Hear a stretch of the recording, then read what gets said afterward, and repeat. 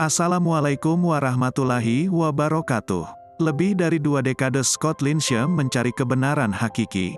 Pada akhir pencariannya, ia menemukan Islam. Komunikasi intensif dengan Sang Pencipta melalui kewajiban salat 5 waktu menjadi pertimbangan Linsche. Selama 2 dekade, Linsche hanya memahami Muslim memiliki karakteristik berperawakan gelap, rambut hitam, berjenggot, menetap di Timur Tengah dan Asia. Seorang Muslim hanya mengenakan pakaian sederhana dan serba tertutup. Saya merasa cukup aneh ketika terbiasa dengan penampilan warga AS yang berambut pirang, bermata biru, beragama Kristen. Namun, umat Islam begitu beragam, kata dia semasa remaja. Beberapa kali Linsche berpindah tempat tinggal. Di mana ia tinggal, Linsche tidak menemukan keberagaman. Latar belakang keluarga Linsche cukup dengan gereja. Ia sendiri merupakan anak seorang pendeta. Ayah seorang pendeta. Anda bisa bayangkan bagaimana tradisi Kristen mewarnai kehidupan saya. Setiap akhir pekan, saya rutin beribadah di gereja. Kenang dia, Linsche dibesarkan dalam pemahaman Yesus sebagai anak Tuhan. Namun, dirinya seolah menolak pemahaman itu. Akan tetapi rasa takut kepada orang tuanya membuat ia harus menerima pemahaman itu. Saya meyakini kisah Yesus itu tidak masuk akal, kata dia. Ia merasa aneh ketika sosok Yesus itu akan menyelamatkan setiap orang yang percaya kepadanya. Pertanyaan pun muncul, bagaimana orang-orang sebelum kedatangan Yesus? Saya diam-diam mulai mempertanyakan masalah ini, kata dia. Kendati mempertanyakan, Linsche tidak memperlihatkan apa yang ia rasakan kepada orang tuanya. Linsche hanya bisa menahan dalam hati. Di saat bersamaan, orang tuanya terus-menerus meminta anaknya itu menerima kehadiran Yesus. Selama 5 tahun ke depan, Linsche terus berpura-pura. Ia memang hadiri kajian Injil.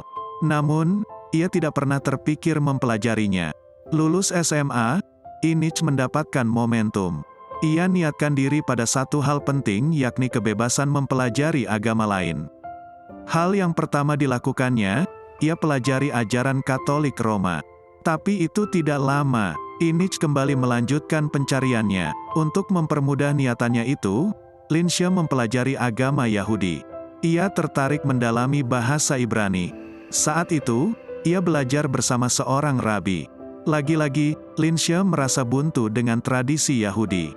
Barulah, ia menilik Islam. Pertemuan ini memang tidak sengaja. Saat itu, ia mengambil kelas lembaga dan tradisi Islam. Di kelas itu, ia berinteraksi dengan Muslim. Satu kesan yang ia dapat, Islam mengajarkan kesederhanaan dan rendah hati. Tak lama, ia mulai memberanikan diri mendatangi masjid. Di masjid, Linsche mulai menemukan kecocokan dengan apa yang dipikirkan tentang konsep ketuhanan. Saya tahu ada satu Allah, tapi siapa dia, di mana dia, tanyanya. Memasuki dunia kerja, kecocokan itu berlanjut. Linsche menyimpulkan Islam memiliki dasar keyakinan yang kuat tentang ketuhanan. Islam menyatakan Tuhan itu satu, Tuhan itu melalui utusannya coba menyampaikan hal tersebut. Islam itu merupakan pedoman hidup manusia. Saat itu, saya mulai tertarik untuk bertanya lebih jauh tentang Islam. Kata dia, suatu waktu, Linsche bertemu dengan pria Muslim bernama Hani. Kepadanya, Linsche banyak bertanya tentang Islam dan Muslim. Oleh Hani, ia diberikan Al-Quran. Ketika membaca, ia merasa terkejut. Al-Quran banyak bercerita tentang Kristen dan Yahudi. Tuhan, apakah engkau menginginkanku bangun pagi dan menyembahmu?